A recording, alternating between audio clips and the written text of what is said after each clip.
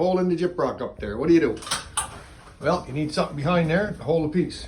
So you take a piece of scrap wood, you mark it in the center. Take that piece of scrap wood, stick it in the hole.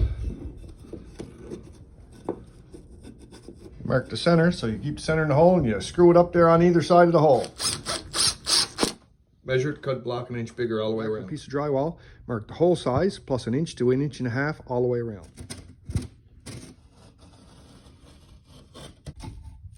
Scribe all the way around. Edge gently crack part off the paper, like so.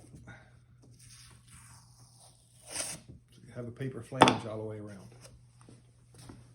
Your compound all around the edges.